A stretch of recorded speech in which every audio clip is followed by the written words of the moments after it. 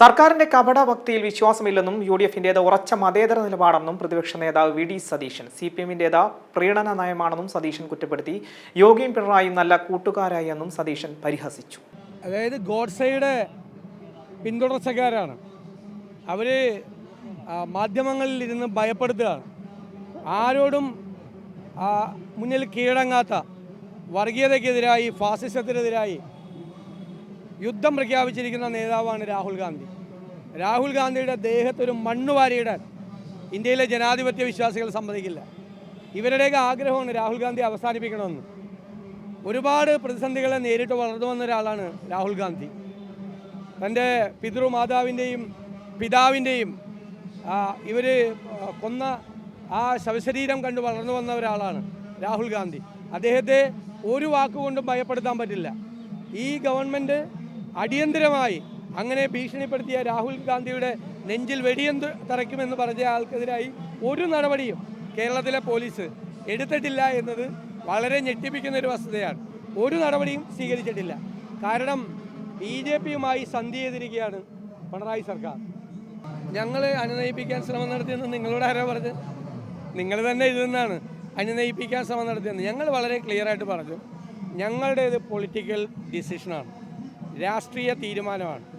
ഇവരുടെ കപട ഭക്തി കാണിക്കുന്ന ഈ അയ്യപ്പ സംഘവുമായിട്ട് ഞങ്ങൾ ഒരു കാരണവശാലും സഹകരിക്കില്ല. ഒരു കാരണവശാലും സഹകരിക്കില്ല. അത് ഞങ്ങളുടെ രാഷ്ട്രീയ തീരുമാനമാണ്. ആ തീരുമാനത്തിൽ ഒരു മാറ്റമില്ല.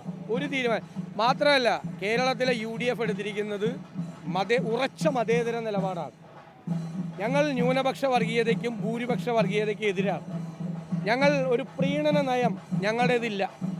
അപ്പോൾ ഇപ്പോൾ കേരളത്തിലെ CPM ആ പ്രീണന നയവുമായി പോവുകയാണ്. ഇപ്പോൾ അവരുടെ ഭൂരിപക്ഷ വർഗീയതയാണ് അവർ പ്രോത്സാഹിപ്പിക്കുന്നത്. ഇതിനു മുമ്പ് ന്യൂനപക്ഷ വർഗീയതയാണ് പ്രോത്സാഹിപ്പിക്കുന്നത്. ഞങ്ങൾ ഇതിനെ രണ്ടിനെയും പ്രോത്സാഹിപ്പിക്കില്ല. ഉറച്ച മതേതര നിലപാടുമായി കേരളത്തിലെ UDF മുന്നോട്ട് പോകും. ഉറച്ച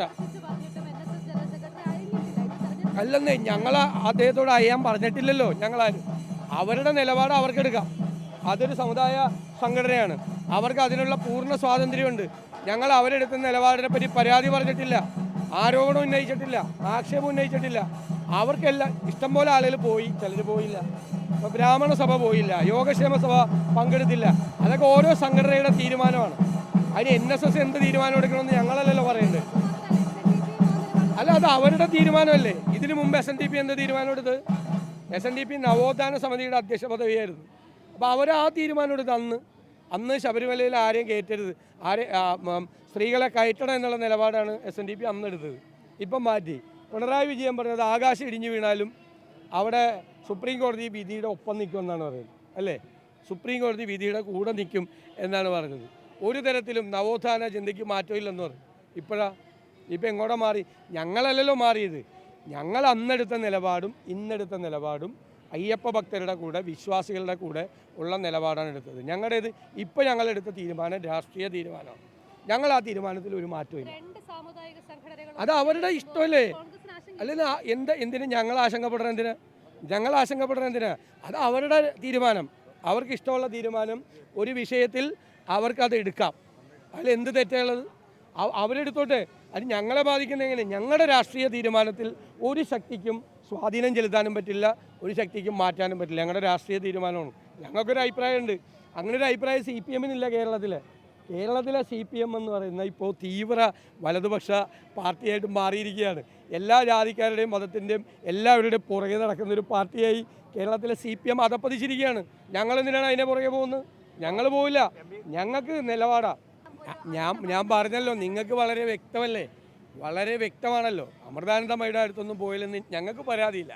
പക്ഷേ ഈ കപടഭക്തിയുമായി അയ്യപ്പ സംഗമം നടത്തിയപ്പോൾ അതിൻ്റെ കൂടെ ഞങ്ങളില്ല.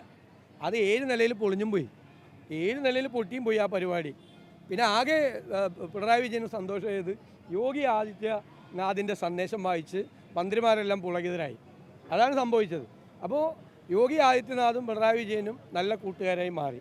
അതല്ലേ അതിൻ്റെ പരിണത ഫലം.